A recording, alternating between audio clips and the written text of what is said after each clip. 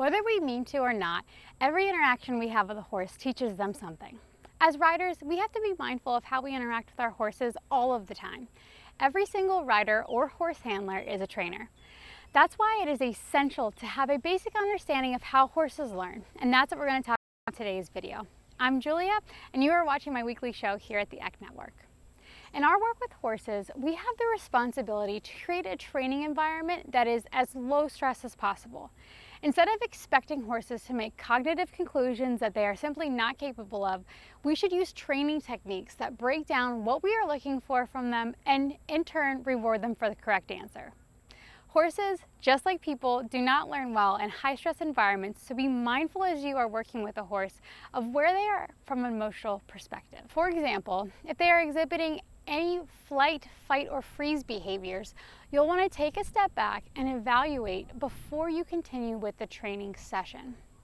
Working with a horse in those heightened states of emotion is usually not productive or safe for the horse or the rider. Now, let's talk about how horses learn. Behavioral scientists often refer to how animals learn as learning theory.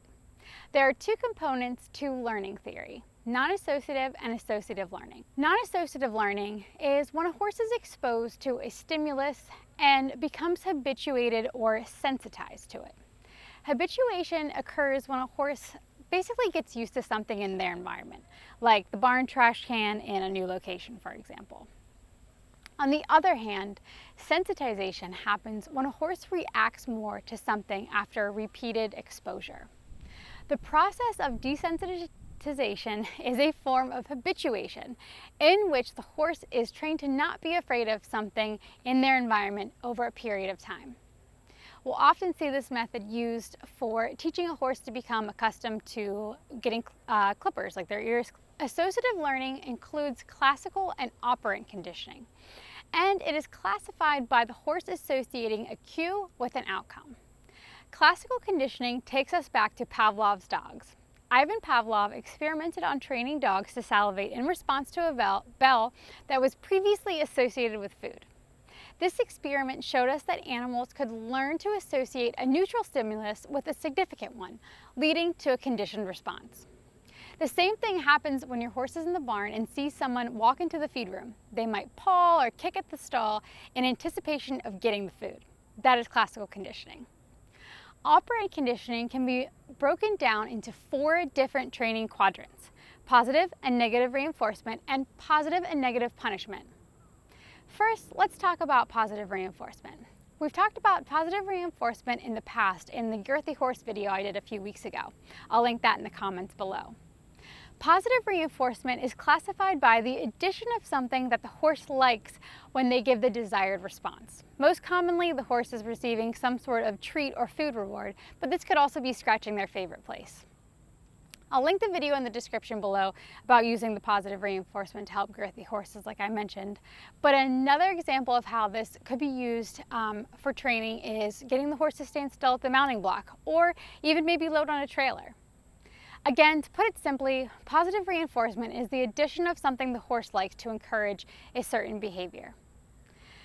Negative reinforcement might sound like it's something bad, but the negative in negative reinforcement is actually referring to the removal of something when the horse gives the desired outcome. For an example of this, when you give a leg cue for your horse to move forward and they move forward, you remove the pressure of the leg. Most of the formal training that we do with horses will fall into either positive or negative reinforcement. But I also want to discuss positive and negative punishment. But these methods of learning for horses are a little bit ethically questionable and should be avoided. Positive punishment is when the addition of something the horse doesn't like to stop a behavior. For example, this could be smacking a horse when they pull on the cross ties. Negative punishment is when something the horse likes is removed, like their food being removed from their stall if they try and bite you when you are feeding them. Neither of these, like I mentioned, are considered ethical and typically are pretty ineffective and not really the appropriate reaction to when a horse is doing a certain behavior.